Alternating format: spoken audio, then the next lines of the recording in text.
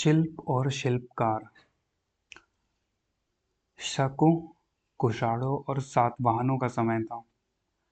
प्रथम तमिल राज्यों का समय था 200 बीसीई से लेकर 250 सीई तक, यानी ईसा मसीह के जन्म लेने से 200 साल पहले से लेकर जन्म लेने के 250 साल तक, यानी कि लगभग 450 सालों का जो समय है, इसमें शक, कुषाण और सातवाहन और दक्षिण में तमिलनाडु के लोग थे। इस दौरान कला और शिल्प में विशेष रूप से वृद्धि हुई। प्राचीन ग्रंथों में हम इतने प्रकार के कारीगर नहीं देख पाते हैं जितने इस अवधि में हम देखते हैं। मौर्य काल से पूर्व से संबंधित ग्रंथ दिग्घ निकाय में लगभग 2 दर्जन व्यवसायों का उल्लेख है। इसी काल के दूसरे ग्रंथ महावस्तु में राजगीर शहर में रहने वाले 36 प्रकार के कारीगरों की सूची है। फिर भी यह सूची संपूर्ण नहीं है। मिलिंद पन्हो या मिलिंद के प्रश्न में 75 व्यवसायों का उल्लेख है और 75 में से 60 यानी कि 60 विभिन्न शिल्पों से जुड़े हुए हैं। अंग्रेजी में द गारलैंड ऑफ मदुरई के नाम से फेमस तमिल मूल ग्रंथ में उपर्युक्त दिए गए दोनों बौद्ध ग्रंथों के शिल्प और कारीगरों के बारे में दी गई जानकारी को और भी ज्यादा विस्तृत किया गया है। इसमें कारीगरों और दुकानदारों के बीच अंतर नहीं है। इसके अनुसार कई कारीगर अपने दुकानों में काम करते थे, जिनमें चित्रकार, बुनकर, दर्जी, मालाकार, सुनार और ताम्रकार शामिल थे। ऐसे कारीगर दुकानदार शहरी और ग्रामीण दोनों क्षेत्रों में रहते थे। यद्यपि साहित्यिक ग्रंथों में कारीगरों के ज्यादातर कस्बों से जुड़े होने का ही उल्लेख मिलता है, किंतु कुछ उत्खननों से ये जानकारी मिलती है कि वह गांवों में भी रहते थे। तेलंगाना के करीमनगर में एक गांव में बढ़ई, लोहार, सुनार, कुम्हार जैसे लोग एक छोर पर और कृषि एवं अन्य मजदूर दूसरे छोर पर रहते थे। आज भी है, एक तरफ हजारों करोड़ की बिल्डिंग है, दूसरी तरफ स्लम एरिया। तो उस टाइम पे भी ऐसा ही था कि एक तरफ बढ़ई, लोहार, सुनार, कुम्हार लोग रहते थे और दूसरी तरफ कृषक और अन्य मजदूर लोग रहते थे। सोना, चांदी, शीशा, टीन, तांबा, पीतल, लोहा और कीमती पत्थरों या गहनों के काम करने वाले 8 शिल्प थे। इसके अतिरिक्त पीतल, जस्ता, सुरमा और लाल संखिया आर्सेनिक से जुड़े विभिन्न प्रकार के शिल्पों का भी उल्लेख है। इससे खनन एवं धातु कौशल ज्ञान के विकास एवं विशेषज्ञता का पता चलता है। लोहे के काम में भी तकनीकी ज्ञान ने भारी प्रगति की थी। विभिन्न उत्खनन स्थलों पर कुषाण और सातवाहन परतों में अनेक लौह कलाकृतियों की खोज हुई है, किंतु आंध्र के तेलंगाना क्षेत्र इस संबंध में सबसे अग्रणी रहा है। इस क्षेत्र के करीमनगर और नालकुंडा जिले में हथियारों के अतिरिक्त तराजू की डंडी, गढ़ी हुई लकड़ी, फावड़े, हंसिया, हल, उस्तरा, करछुल की खोज की गई। छुरी, चाकू सहित भारतीय लोहा और इस्पात को एबिसिनियन बंदरगाहों से निर्यात किया गया, जो पश्चिम एशिया में बहुत ज्यादा प्रचलित हुए। कपड़े बनाने, रेशम बुनाई की तकनीक और हथियारों एवं विलास की वस्तुओं के निर्माण की तकनीकें भी विकसित हुई। मथुरा एक विशेष प्रकार के कपड़े शाटक के निर्माण का मुख्य केंद्र बन गया था। कुछ दक्षिण भारतीय शहरों में कपड़ों की रंगाई एक उन्नत शिल्प थी। तमिलनाडु में तिरुचिरापल्ली के उपनगर उरैयर में एक ईंट निर्मित रंगाई कुंड का पता चला है। इसके अतिरिक्त एरिकामेडु में भी इसी तरह के रंगाई वाले कुंडों की खोज हुई है। ये सभी कुंड पहली से तीसरी शताब्दियों से संबंधित माने जाते हैं। उस समय इन क्षेत्रों में करघे पर वस्त्र बुनाई का व्यवसाय विकसित अवस्था में था। कोल्हू के उपयोग से तेल के उत्पादन में वृद्धि हुई। इस काल के अभिलेखों के अनुसार बुनकर, सोनार, रंगरेज उनको कहते थे जो कपड़े रंगते थे, धातु एवं हाथी दांत से बनी सामग्री के कारीगरों, जौहरियों, मूर्तिकारों, मछुआरों, लोहारों इत्र व्यवसायियों ने बौद्ध भिक्षुओं के लिए गुफाओं का निर्माण करवाया। उन्होंने उन्हें स्तंभों, पट्टिकाओं एवं जलाशयों आदि का दान किया। इससे यह अनुमान लगाया जा सकता है कि उस समय की जो शिल्पकारी थी और उनसे जुड़े हुए व्यवसाय थे, उनमें उल्लेखनीय वृद्धि हुई थी। हस्तशिल्प में हाथी के दांत तथा शीशे से बनी वस्तुएं, मणि माणिक्य को तराशने का काम का उल्लेख किया जा सकता है। शंख या सीपियों के उपयोगी सामान बनाने की शिल्प भी संपन्न अवस्था में था। कुषाण स्थलों के उत्खनन के परिणाम स्वरूप कई शिल्प वस्तुएं पाई गई हैं। भारतीय दांत भारतीय हाथी से भारतीय हाथी दांत से बनी वस्तुएं अफगानिस्तान और रोम, इटली में भी पाई गई हैं, जिनको सातवाहन स्थलों पर खुदाई में मिलने वाले हाथी दांत की वस्तुओं से जोड़कर देखा जाता है। तक्षशिला और अफगानिस्तान में रोमन शीशे की वस्तुएं पाई गई हैं। यद्यपि भारत में शीशे के शिल्प का ज्ञान ईसवी के प्रारंभिक सदी में आया, किंतु यहाँ पर शिल्प ज्ञान अभी उन्नत अवस्था में पहुंचा। इसी प्रकार उत्तरवर्ती मौर्य स्तरों से बड़े पैमाने पर रत्न एवं मणियां मिली हैं, जिनमें सीपियों से बने मनके और चूड़ियों की संख्या सर्वाधिक है। सिक्कों का निर्माण इस काल का एक महत्वपूर्ण शिल्प था। यह काल सोने, चांदी, तांबे, कांसे, सीसा और पोटीन से बने कई प्रकार के सिक्कों के लिए फेमस है। कारीगरों ने नकली रोमन सिक्के भी बनाए थे। इस अवधि से संबंधित विभिन्न सिक्कों के सांचे उत्तर भारत और दक्कन में पाए गए हैं। सातवाहन काल के सिक्कों के सांचे से पता चला है कि एक बार में ही आधे दर्जन सिक्कों की ढलाई हो जाती थी। यद्यपि यूनानी, शक, सातवाहन, कुषाण आदि सभी ने सिक्कों के प्रसार में योगदान किया, किंतु संग्रहालयों में इकट्ठा सिक्कों के संग्रह को देखते हुए ऐसा लगता है कि सातवाहनों ने सर्वाधिक सिक्के जारी किए। यह स्थिति उन इंडो ससैनियनों की है सैसेनियनों की है जिनके सिक्के ब्रिटिश संग्रहालय सहित आधे दर्जन संग्रहालयों में पाए जाते हैं। कई स्थानों पर इन सिक्कों की ढलाई के साथ प्रचुर मात्रा में खूबसूरत मूर्तियों और अन्य हस्तशिल्पों का भी निर्माण किया गया था। ये लगभग सभी कुषाण और सातवाहन स्थलों पर पाए गए हैं, किंतु नालकोंडा जिले का एलेश्वरम विशेष रूप से उल्लेखनीय है, जहां पर उत्खनन में मूर्तियों एवं उसे ढालने वाले सांचे सर्वाधिक संख्या में प्राप्त हुए हैं। हैदराबाद से लगभग 65 किलोमीटर दूर स्थित कोंडापुर में भी मूर्तियां और उनके सांचे पाए गए हैं। इन मूर्तियों का उपयोग अधिकतर शहरों में बसे उच्च वर्गीय लोग ही करते थे। उल्लेखनीय है कि गुप्त काल और विशेष करके उत्तर गुप्त काल के पतन के साथ ऐसी मूर्तियां वस्तुतः फैशन से बाहर हो गई थी। इस काल के कारीगर मंडलियों में संगठित थे, जिन्हें श्रेणी कहा जाता था, तो इनका खुद का संगठन भी था। महाराष्ट्र में सेकेंड सेंचुरी में बौद्ध धर्मावलंबी गृहस्थ लोगों ने कुम्हारों, तेलियों, बुनकरों के पास अपने धन जमा किए ताकि भिक्षुओं को कपड़े और अन्य आवश्यक वस्तुएं प्रदान की जा सके। इसी शताब्दी में मथुरा के एक प्रमुख द्वारा मासिक आय से धन बचाकर आटा पीसने वाले संघों के पास जमा किया गया था, यानी कि धन जमा किया जाता था ताकि बौद्ध भिक्षुओं को दिया जा सके, जिसे हर रोज 100 ब्राह्मणों को भोजन खिलाया जा सके। विभिन्न ग्रंथों के आधार पर हम यह कह सकते हैं कि इस अवधि में कारीगर कम से कम 2 दर्जन मंडलियों में संगठित। तो कहने का मतलब कि जो कारीगर थे वो ऑर्गेनाइज तरीके से काम कर रहे थे।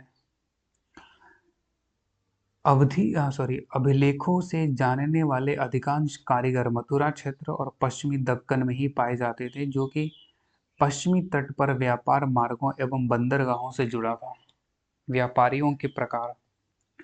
द गारलैंड ऑफ मदुरई में हुए उल्लेख के अनुसार लोगों की सड़कों पर भीड़ देखकर सड़कों को बाजार में खरीद और बिक्री करने वालों की नदियों की संज्ञा दी गई है। साकल शहर के विवरण में आपड़ शब्द की पुनरावृत्ति से दुकानदारों के महत्व का संकेत मिलता है। काशी, कुटुम्बरा एवं अन्य जगहों पर बने विभिन्न प्रकार के कपड़ों से इनकी दुकानें भरी रहती थी। Madurai, the garland of Madurai में उल्लेख हुआ कि दुकानदारों की महत्व थी, जो काशी, कोटम्बुरा और अन्य जगह पर जो कपड़े बने वो इनकी दुकानों में रहती, जैसे आज ब्रांडेड कपड़े होते हैं।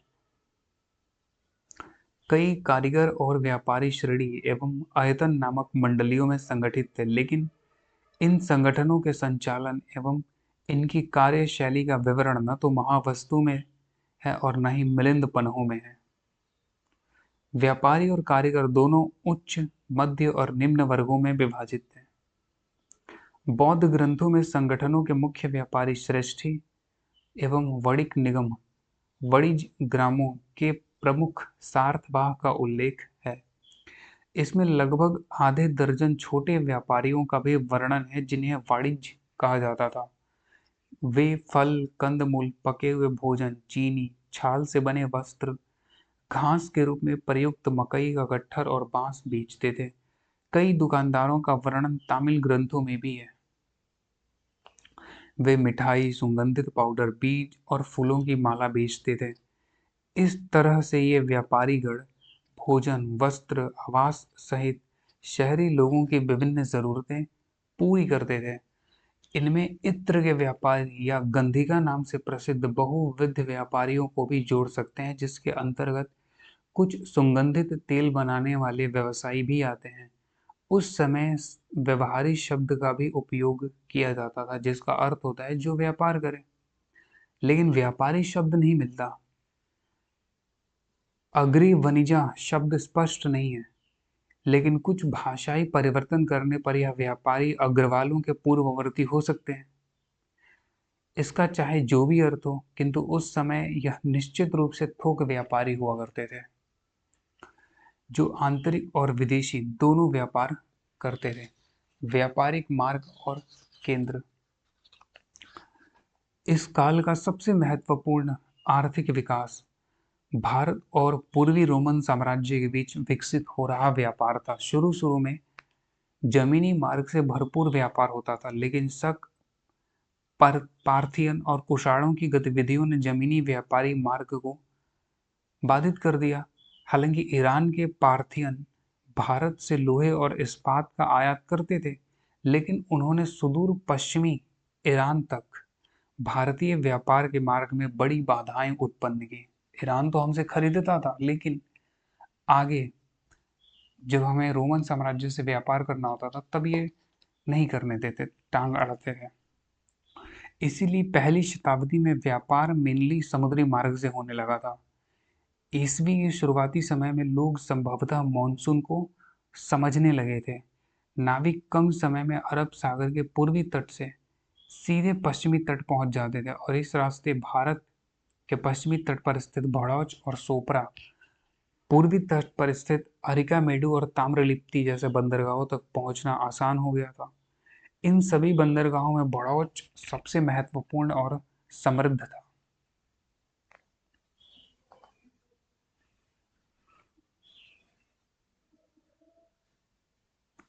यहाँ न केवल सातवाहन साम्राज्य में उत्पादित वस्तुएं बल्कि शक और कुषाण राज्यों में उत्पादित वस्तुएं भी बेची जाती थी। शक और कुषाण उत्तर पश्चिमी सीमा से पश्चिमी तट तक दो मार्गों का इस्तेमाल करते थे। ये दोनों मार्ग तक्षशिला में मिलते थे और मध्य एशिया होते हुए रेशम मार्ग तक जाते थे।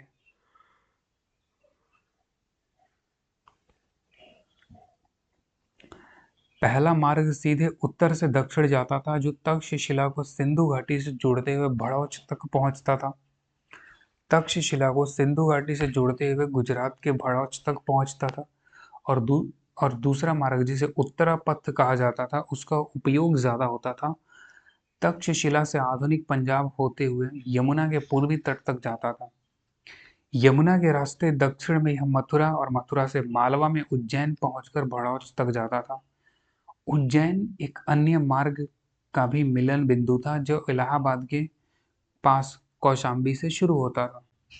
विदेशी व्यापार के समान यद्यपि भारत और रोम के बीच व्यापक स्तर पर व्यापार होता था, किंतु इसमें जनसाधारण के रोजमर्रा के सामान नहीं होते थे।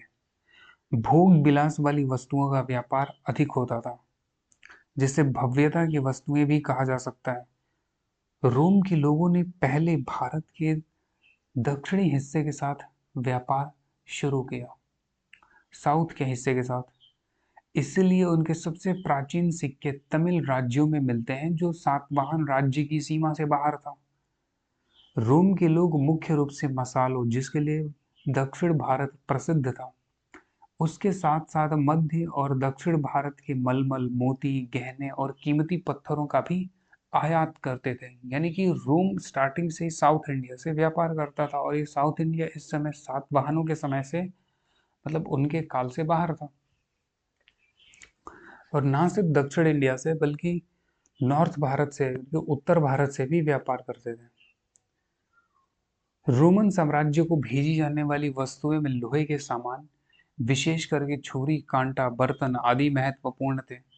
मोती, हाथी के दांत, कीमती पत्थर एवं जानवर आदि विलासिता की वस्तुएं मानी जाती थी। लेकिन पौधों और उनके उत्पादों ने लोगों की बुनियादी जरूरतें, जैसे कि धार्मिक वस्तुएं, मृत्यु संस्कार से जुड़ी वस्तुएं, रसोई और औषधि आदि जैसी आवश्यकताओं की पूर्ति की।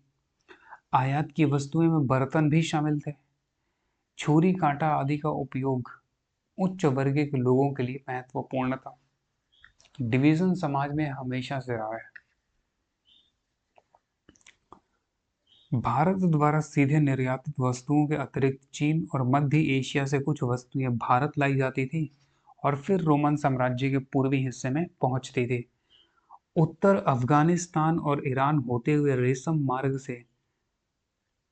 रेशम सीधे चीन से रोमन साम्राज्य जाता था। हालांकि ईरान में पार्थियन शासन की स्थापना से पार्थियानों और उनके पड़ोसी क्षेत्रों ने कठिनाइयां उत्पन्न की, इसीलिए पश्चिमी भारतीय बंदरगाहों पर रेशम व्यापारिक मार्ग में परिवर्तन कर उपमहाद्वीप के उत्तर पश्चिमी भाग से होकर लाना पड़ता था।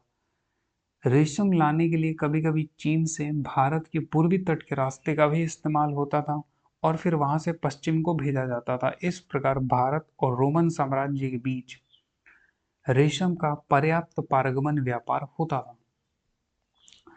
निर्यातित वस्तुओं के बदले रोमन भारत को शराब, सुरासराही और अन्य विभिन्न प्रकार के बर्तन निर्यात करते थे, जो पश्चिम बंगाल के तामलुक, पांडिचेरी के निकट अरिकामेडु और दक्षिण भारत एवं अन्य कई स्थलों पर उत्खनन में मिले हैं। कभी कभी रोम की वस्तुएं गुवाहाटी तक पहुंचती थी, जिसे शीशे का इस्तेमाल सातवाहन सिक्का बनाने के लिए करते थे। प्रतीत होता है कि वे रोम से छल्ले के रूप में मोड़कर आयातित होते थे। रोमन वस्तुएं उत्तर भारत में पर्याप्त मात्रा में नहीं मिलते, लेकिन इसमें कोई संदेह नहीं कि कुषाण काल में रोमन साम्राज्य के पूर्वी भाग के साथ दूसरी शताब्दी में उपमहाद्वीप का उत्तर पश्चिमी भाग व्यापार करता था। नॉर्थ इंडिया में देखने को नहीं मिलता, लेकिन नॉर्थ ईस्ट इंडिया व्यापार करता था। यह मेसोपोटामिया की विजय से संभव हुआ था, जिसे सन 115 ईस्वी में रोम का प्रांत बनाया गया था। मेसोपोटामिया रोम के अधीन आ चुका था। रोम का सम्राट ट्रोजन ने न केवल मस्कट पर विजय, जो ओमान की राजधानी है, विजय प्राप्त की, बल्कि फारस की खाड़ी का भी पता लगाया। व्यापार और विजय के परिणाम स्वरूप रोमन वस्तुएं अफगानिस्तान और उत्तर पश्चिम भारत में पहुंची। काबुल से 72 किलोमीटर उत्तर में बेग्राम में इटली, इजिप्ट और सीरिया में बने बड़े शीशे के जार पाए गए हैं। यहाँ कटोरे, कांसी से निर्मित स्टैंड, इस्पात से बने पैमाने और पश्चिमी तट के बाट यूनानी रोमन कांसे से बनी मूर्तियां, जग और सिलखड़ी के अन्य बर्तन भी मिले हैं। तक्षशिला, जिसे पाकिस्तान के उत्तर पश्चिम सीमांत क्षेत्र में आधुनिक सिरकाप बताया गया है, उसमें यूनानी रोमन कांसे से बनी छोटी मूर्तियों की कला के अच्छे उदाहरण मिलते हैं। चांदी के गहने, कुछ कांस्य बर्तन, एक जार और रोमन सम्राट टाइबेरियस के सिक्के भी पाए गए हैं। हालांकि दक्षिण भारत में नियमित रूप से पाई जाने वाले अरेटाइन बर्तन न तो मध्य या पश्चिमी भारत में दिखाई देते हैं और न ही अफगानिस्तान में दिखाई देते हैं। जाहिर है कि इन जगहों से वह लोकप्रिय वस्तुएं पश्चिम में प्राप्त नहीं हुई। जो दक्षिण में सातवाहन साम्राज्य और उससे भी दक्षिण में पाई गई। इस प्रकार सातवाहन और कुषाण दोनों राज्य रोमन साम्राज्य के साथ व्यापार से लाभान्वित हुए। हालांकि सबसे बड़ा लाभ सातवाहनों को हुआ। यद्यपि भारत में तांबे के कुछ सिक्के जो रोमन सिक्के हैं पाए गए हैं, किंतु रोमन से मंगाई गई वस्तुओं में सबसे उल्लेखनीय निर्यात सोने और चांदी के सिक्कों का ही था। पूरे उपमहाद्वीप में लगभग 150 रोमन सिक्कों की खोज हुई है। उनमें से ज्यादातर बिंद के दक्षिण में मिले हैं। भारत में पाए जाने वाले सोने और चांदी के सिक्के जो रोमन सिक्के, उनकी कुल संख्या लगभग 6000 से अधिक नहीं है। लेकिन ये कहना मुश्किल है कि केवल इतने ही सिक्के रोम से आए थे। यह संख्या बहुत बड़ी थी। सन 77 ईस्वी में रोमन लेखक प्लिनी द्वारा लैटिन में लिखित दस्तावेज रोम में सोना खत्म हो रहा 77 ईस्वी में लेखक प्लिनी लैटिन में लिखित दस्तावेज नेचुरल हिस्टोरिया में अफसोस प्रकट किया है कि भारत के साथ व्यापार बढ़ने के कारण रोम में सोना खत्म हो रहा था और ये अतिशयोक्ति भी हो सकती है। किंतु रोम द्वारा पूर्व से काली मिर्च की खरीद पर अत्यधिक खर्च के बाद सन 22 ईस्वी की शुरुआत में भी सुनी गई है। पश्चिम के लोग भारतीय काली मिर्च के बड़े शौकीन थे। इसे संस्कृत में यवन प्रिय कहा जाता है। भारत में निर्मित इस्पात की छुरी कांटे के इस्तेमाल के विरुद्ध भी तीक्ष्ण प्रतिक्रिया थी, क्योंकि इसके लिए रोम के उच्च वर्ग के लोग ऊंची कीमत चुकाते थे। व्यापार के संतुलन की अवधारणा तब तक मालूम नहीं थी। तो प्लिनी अपनी किताब नेचुरल हिस्टोरिया में कहता है कि भारत के साथ व्यापार बढ़ने से रोम में सोना खत्म हो रहा है, और ये 77 ईस्वी में ऐसा वो लिख रहा है। हालांकि 22 ईस्वी में भी ऐसा सुना गया कि हाँ, सच में ऐसा था, क्योंकि काली मिर्च के दीवाने थे और भारत में ही काली मिर्च उगाया जाता है। क्योंकि रोम के जो उच्च वर्ग थे इसके लिए भारी कीमत चुकाता था।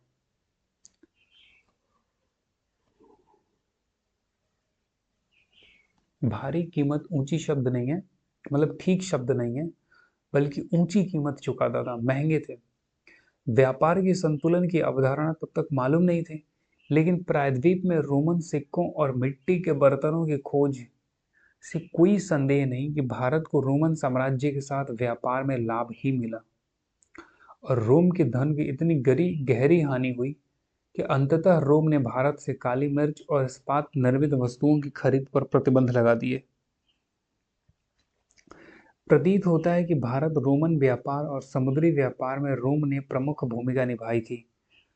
भले ही रोमन व्यापारी दक्षिण भारत में बस गए हों, किंतु इसके बहुत कम प्रमाण मिलते हैं।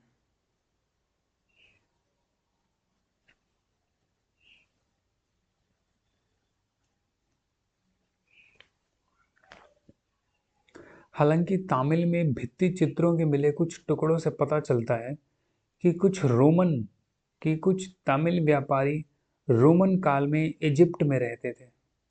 मुद्रा अर्थव्यवस्था की बात करें तो रोम से आए चांदी और सोने की मुद्राओं का इस्तेमाल भारतीयों ने किस प्रकार किया।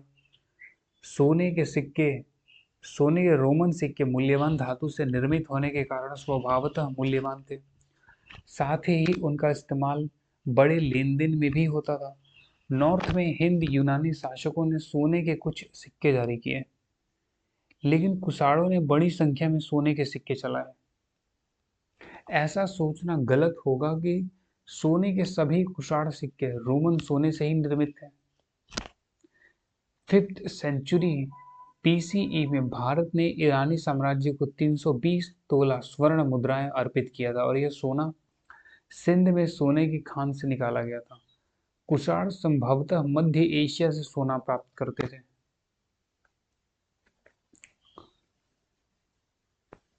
या फिर बाद में उनके अधीन हुए जो कर्नाटक या झारखंड के ढाल भूमि थे वहां से, क्योंकि कुषाणों का साम्राज्य वाराणसी से सेंट्रल एशिया तक फैला हुआ था। रोम के संपर्क के कारण कुषाणों ने दिनार रूपी स्वर्ण सिक्के जारी किए जो गुप्त शासन काल में खूब प्रचलित हुए। हालांकि सोने के सिक्कों का उपयोग दिन प्रतिदिन के लेन देन में नहीं किया जाता था। ऐसी जगह सीसा, पोटीन या तांबे के सिक्के का प्रयोग होता था। आंध्र में सीसा एवं तांबा एवं कर्नाटक में सोने की खान पाई जाती है। आंध्र में दक्कन में बड़ी संख्या में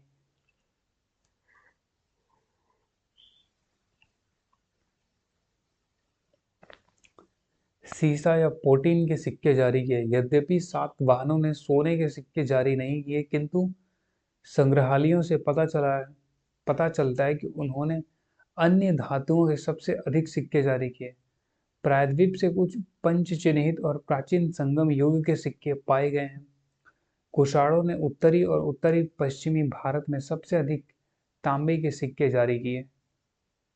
तांबा और कांस्य के सिक्कों का इस्तेमाल मध्य भारत के शासक नाग, हरियाणा, पंजाब और यूपी के निकटवर्ती क्षेत्रों सहित पूर्वी राजस्थान में शासन करने वाले यौधेय और कौशाम्बी, मथुरा, अवंती, उत्तर प्रदेश में बरेली जिला, अहिच्छत्र जिसे कहा गया है, मित्रा जैसे कुछ स्वदेशी राजवंशों के शासकों ने किया। 200 बीसी से लेकर 300 कॉमन एरा के बीच सिक्कों के सर्वाधिक उपयोग के प्रमाण मिलते हैं। ये सिक्के न केवल भारतीय बल्कि मध्य एशिया के शासकों द्वारा नहीं बल्कि कई मतलब केवल शासकों द्वारा नहीं बल्कि कबीले के द्वारा भी जारी किया गया।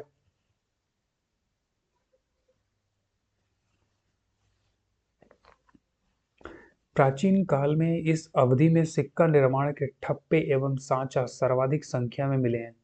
नगरों एवं उपनगरों में रहने वाले आम लोगों के जीवन में मुद्रा अर्थव्यवस्था का इतना गहरा प्रवेश संभवतः किसी और काल में नहीं हुआ। इतना बड़ा परिवर्तन रोमन साम्राज्य के साथ भारत के व्यापारिक संबंध के अनुरूप ही था। शहरी विकास, शिल्प, वाणिज्य एवं मुद्रा के बढ़ते उपयोग ने इस काल में कई शहरों की समृद्धि की बढ़ावा दिया, जैसे वैशाली, पाटलिपुत्र, वाराणसी, कौशाम्बी, श्रावस्ती, हस्तिनापुर, मथुरा, इंद्रप्रस्थ, नई दिल्ली का पुराना किला जैसे उत्तर भारत के महत्वपूर्ण शहरों का उल्लेख सभी साहित्यिक ग्रंथों में है। इनमें से कुछ का वर्णन चीनी तीर्थ यात्रियों द्वारा भी किया गया है।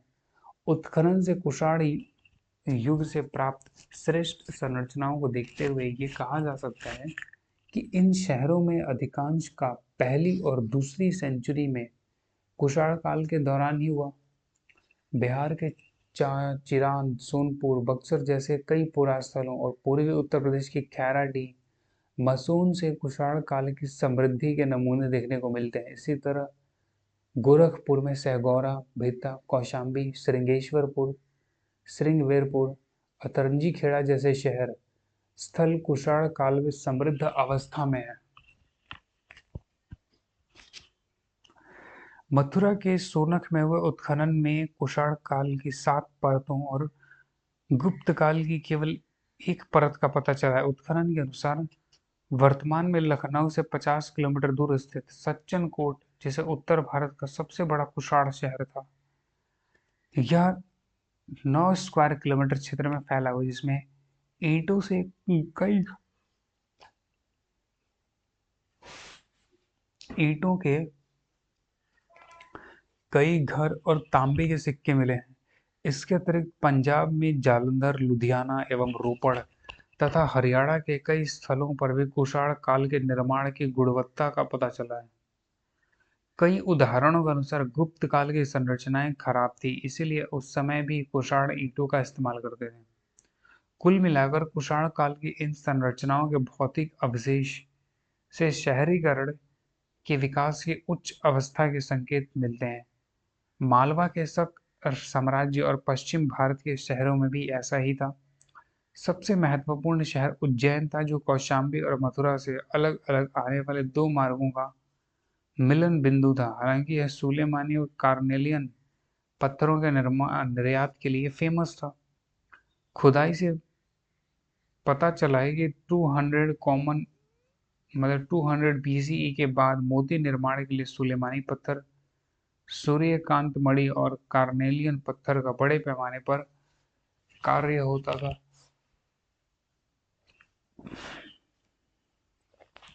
ऐसा संभव था कि सूर्यकांत मणि और कार्नेलियन पत्थर बड़े पैमाने पर काम होता। ऐसा संभव था क्योंकि उज्जैन में शिप्रा नदी की तलहटी में यह कच्ची सामग्री प्रचुरता से प्राप्त होती थी। शक एवं कुषाण तथा सातवाहन साम्राज्य में शहरों का विकास एक ही समय में हुआ।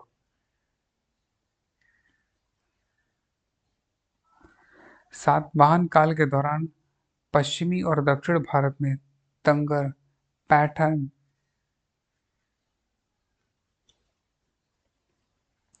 धान्य कटक, अमरावती, नागार्जुनकोंडा, भड़ौच, सोपरा, अरिकामेडु, कावेरीपट्टनम समृद्ध शहर थे। तेलंगाना में कई सातवाहन बस्तियों का पता चला है, जिनमें से कुछ प्लिनी द्वारा उल्लिखित आंध्र के 30 दीवारों वाले नगरों के समीपवर्ती होंगे। वे तटीय आंध्र के शहरों की तुलना में बहुत बड़े, अब बहुत पहले और पश्चिमी महाराष्ट्र के शहरों के कुछ समय बाद ही निर्मित हुए होंगे। महाराष्ट्र, आंध्र और तमिलनाडु में शहरों का पतन सामान्यतः 3rd सेंचुरी बीसी या उसके मध्य के दिनों में शुरू हो जाता है।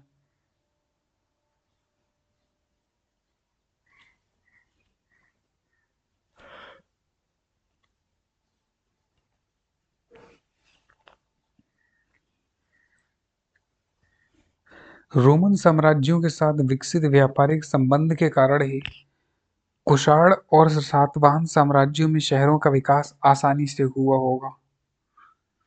उन दिनों भारत रोमन साम्राज्य के पूर्वी भाग और मध्य एशिया के साथ व्यापार करता था। पंजाब और पश्चिमी यूपी के नगरों का विकास भी नॉर्थ वेस्ट भारत में कुषाण सत्ता के केंद्र होने की वजह से विकसित हुआ होगा।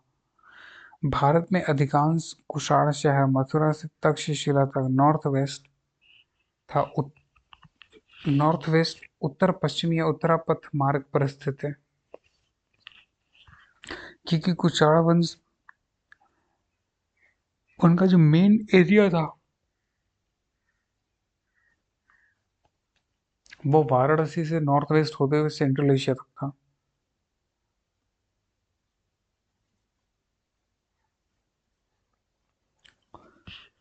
कुषाण साम्राज्य में इन मार्गों पर सुरक्षा का पर्याप्त ध्यान था। 3री शताब्दी में कुषाण साम्राज्य के पतन से इन कस्बों को बड़ा झटका लगा। शायद ऐसा दक्कन में भी हुआ होगा। 3rd सेंचुरी में रोमन साम्राज्य द्वारा भारत के साथ व्यापार पर प्रतिबंध लगाने से सातवाहन सत्ता का अंत हो गया।